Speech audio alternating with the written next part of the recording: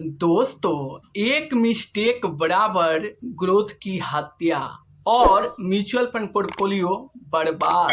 100% लोग ये मिस्टेक करते हैं। 1% इन्वेस्टर ये मिस्टेक करके और संभल जाते हैं और बड़ा वेल्थ बना लेते हैं। लेकिन 99% इन्वेस्टर ये एक मिस्टेक करने के बाद दूसरा मिस्टेक में ढुक जाते हैं और दूसरा मिस्टेक से बाहर निकलते ही वो तीसरा मिस्टेक में ढुक जाते हैं और तीसरा मिस्टेक से बाहर निकलते ही वो चौथा और पांचवा मिस्टेक करते हैं। इसीलिए आप कॉपी और पेन लेकर बैठ जाइए और इन पांचों मिस्टेक के बारे में आप लिख लीजिए। अगर आप इस पांचों मिस्टेक को लिख कर और ये 5 मिस्टेक आप नहीं करते हैं तो आपको बड़ा वेल्थ बनाने से दुनिया की कोई ताकत नहीं रोक सकता है। तो नमस्कार दोस्तों, मैं हूं अखिलेश यादव और आप देख रहे हैं अनीस वर्ल्ड यूट्यूब चैनल। अगर आपके भी मन में म्यूचुअल फंड से जुड़ी, इन्वेस्टमेंट से जुड़ी कोई भी सवाल चल रहा है तो आपको बिल्कुल भी शर्माने की जरूरत नहीं है। आप कमेंट करके पूछ सकते हैं, मैं पूरा कोशिश करूंगा उसे वीडियो के माध्यम से आपको सही रिप्लाई देने के लिए।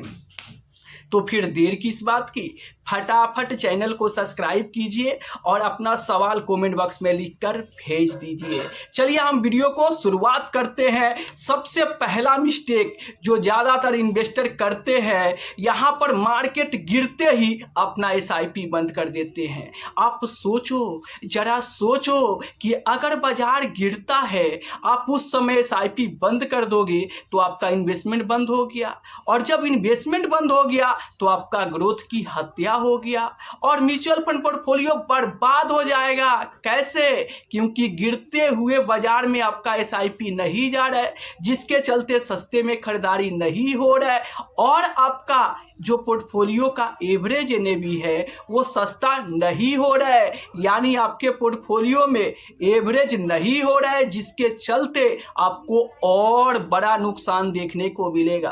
तो इसीलिए मेरे दोस्त, मैं आपसे कहना चाहता हूं कि चाहे बाजार में कितना भी बड़ा गिरावट क्यों ना हो जाए, आप अपने एसआईपी को बंद मत कीजिए। एसआईपी बंद बराबर ग्रोथ की हत्या। चलिए हम दूसरे मिस्टेक की बात करें तो ज्यादातर लोग ये मिस्टेक करते हैं कि हर 6 महीने में फंड बदल देते हैं। देखो, आज आप इस फंड में इन्वेस्टमेंट किए और मान लो कि अगले 6 महीने तक, 1 साल तक, 2 साल तक रिटर्न नहीं देता है, तो लोग क्या करते हैं, उस फंड को बदल देते हैं। और जब बदलते हैं तो ये देखते हैं कि पिछले 3 साल से लगातार कौन सा फंड अच्छा रिटर्न दे रहा है और उस फंड में वो इन्वेस्टमेंट कर देते हैं और आगे चल के वो फंड भी लगातार गिरते जाता है, जिसके चलते फिर फंड से दूसरे से तीसरे फंड में इन्वेस्ट कर देते हैं। तो अगर आप बार बार फंड चेंज करोगे तो आप बड़ा पैसा नहीं बना पाओगे, क्योंकि चाहे दुनिया का कोई भी टॉप फंड हो वो हर साल टॉप नहीं रहेगा। किसी साल टॉप पर रहेगा तो किसी साल फ्लॉप पर रहेगा। लेकिन अगर आप एक फंड में इन्वेस्टमेंट किए हो तो आपको तब तक उस फंड में बने रहना चाहिए जब तक आपका गोल पूरा ना हो जाए। देखो, म्यूचुअल फंड कोई बैंक एफडी नहीं है कि आपको हर साल रिटर्न बना के देगा। तो अगर हर साल रिटर्न बनाकर नहीं देता है, इसका मतलब ये नहीं कि वो फंड खराब हो गया। वो आपको सस्ता में खरीदारी करने का मौका देता है, इसलिए आपको उस फंड में बने रहना चाहिए, अपना एसआईपी कंटिन्यू रखना चाहिए और तब तक बने रहो जब तक आपका गोल पूरा ना हो जाए। अब कुछ लोग कहेंगे कि अच्छा रिटर्न ना दे तो भी बने रहे। जी हाँ, बने रहो, क्योंकि आप यहाँ पर कैटेगरी एवरेज रिटर्न के अनुसार रिटर्न की उम्मीद किए हो। मान लो कि आप किसी बेस्ट स्मॉल कैप फंड में इन्वेस्ट कर रहे हो और उस फंड से आप मिनिमम अगर 15% का रिटर्न रखते हो तो गिरते हुए बाजार में भी खराब भी परफॉर्मेंस करेगा तब भी स्मॉल कैप फंड आपको 15% का रिटर्न बनाकर दे देगा, और मीडियम परफॉर्मेंस किया तो 18% तक, और शानदार परफॉर्मेंस कर दिया तो 20% से ऊपर भी दे सकता है। तो इसलिए आपको बार बार फंड चेंज नहीं करना है। चलिए तीसरा जो मिस्टेक है वो आप यहाँ पर देख सकते हैं कि सिर्फ हाई रिटर्न देखकर आप म्यूचुअल फंड में इन्वेस्टमेंट ना करें। बहुत सारे लोग हैं, जैसे आजकल बंधन स्मॉल कैप फंड बहुत तगड़ा रिटर्न दे रहा है और उस रिटर्न में बढ़ चढ़ के इन्वेस्टमेंट कर रहे हैं। तो हाई रिटर्न देखकर भी आपको इन्वेस्टमेंट नहीं करना चाहिए। आपको ये देखना चाहिए कि आपके रिस्क कैपेसिटी के हिसाब से, आपके गोल के हिसाब से, आपके टाइम पीरियड के हिसाब से ये फंड फिट बैठ रहा है या नहीं बैठ रहा है, और इस हिसाब से आपको फंड का सिलेक्शन करना चाहिए। और ज़्यादा रिटर्न देने वाले फंड के पीछे नहीं भागना चाहिए, बल्कि वैसे फंड पे फोकस करना चाहिए जो कंसिस्टेंसी लगातार थोड़ा कम ही रिटर्न बना कर दे लेकिन लगातार रिटर्न बना कर दे, वैसे फंड में आपको इन्वेस्ट करना चाहिए। चलिए चौथा मिस्टेक की बात करें तो एसेट एलोकेशन का ध्यान ना रखना। जी हाँ, बहुत सारे इन्वेस्टर हैं जो अपने एसेट एलोकेशन को सही से नहीं रखते हैं, और जब बाजार गिरता है तो उनको बहुत ज़्यादा लॉस होता है और वो घबरा जाते हैं, डर जाते हैं और कहते हैं कि इस गिरे हुए बाजार में पोर्टफोलियो की धज्जियां उड़ गया, अब क्या करूं।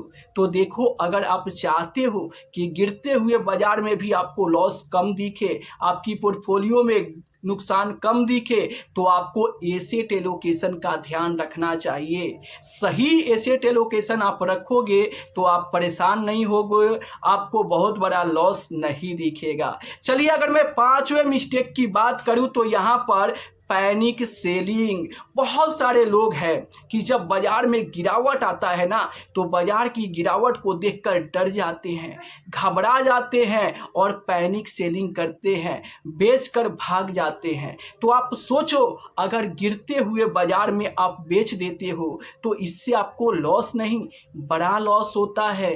क्योंकि जब बाजार गिरता है तो अगर आप पुराने इन्वेस्टर होंगे तो भी आपके पोर्टफोलियो में लॉस दिखता है, और अगर आप नए इन्वेस्टर होंगे तो आपके पोर्टफोलियो में प्रिंसिपल अमाउंट में भी लॉस दिखता है। तो अगर आप नए इन्वेस्टर हो और बेच देते हो तो आपके प्रिंसिपल अमाउंट में भी नुकसान होगा, और अगर पुराने इन्वेस्टर हो फिर भी आप बेचते हो तो आपके प्रॉफिट में भी लॉस देखने को मिलेगा। इसीलिए आपको यहाँ पर बाजार की गिरते हुए बाजार में आपको बिल्कुल भी बेचकर नहीं भागना चाहिए, बल्कि आपको बेचने का एक सही स्ट्रैटेजी बनाना चाहिए। आप चाहो तो म्यूचुअल फंड में इन्वेस्टमेंट की शुरुआत कभी भी कर सकते हो, लेकिन बाहर निकलने के लिए आपको हमेशा ऑल टाइम हाई पर ही बाहर निकलना चाहिए। अब आप कैसे पता करोगे कि कब बाजार में ऑल टाइम हाई पर अपना है? तो मान लो कि आप किसी फंड में इन्वेस्टमेंट किए हो, मान लो कि आप स्मॉल कैप में इन्वेस्टमेंट करते हो, तो स्मॉल कैप इंडेक्स की हम बात करें तो अभी अपने ऑल टाइम हाई से लगभग 3350 पॉइंट डाउन है। तो आप इसकी ऑल टाइम हाई जाकर देख सकते हो कि ये इंडेक्स कितना पर ऑल टाइम हाई लगाया था और उससे कितना अभी नीचे है। अब मान लो कि पिछले 1.5 साल से कुछ भी पैसा नहीं बना है, तो हो सके कि अगले 1 साल बाद, 2 साल बाद एक बड़ा रैली आए और शानदार पैसा बने। तो जब शानदार पैसा बन जाए, मान लो कि आपका गोल 10 साल का है और 9 साल में ही आपका गोल पूरा हो जाता है, तो वही एग्जिट का बेस्ट टाइम है, और उसी समय आपको अपने गोल को फुलफिल करने के लिए आपको एग्जिट करके बाहर निकल जाना चाहिए। तो दोस्तों, इन 5 में से कौन सा मिस्टेक आप कर रहे हो, नीचे कमेंट बॉक्स में ज़रूर बताना। और अगर आपके भी मन में कोई सवाल हो तो बिल्कुल भी शर्माने की ज़रूरत नहीं है, आप कमेंट करके पूछ सकते हो। मैं आपको विश्वास दिलाता हूं कि ये 5 मिस्टेक अगर आप नहीं करोगे तो आपको बड़ा वेल्थ बनाने से दुनिया की कोई ताकत नहीं रोक सकता है। आपको भले ये 5 मिस्टेक सुनने में छोटा लग रहा है, बोरिंग लग रहा है, लेकिन इससे का जो असर होता है वो बहुत बड़ा असर होता है, और SIP बंद करना मतलब ग्रोथ की हत्या करना है। तो आशा करता हूं कि क्लियर हो गया होगा। फिर वीडियो में हम मिलते हैं अगले वीडियो में, तब तक के लिए जय हिंद, जय भारत।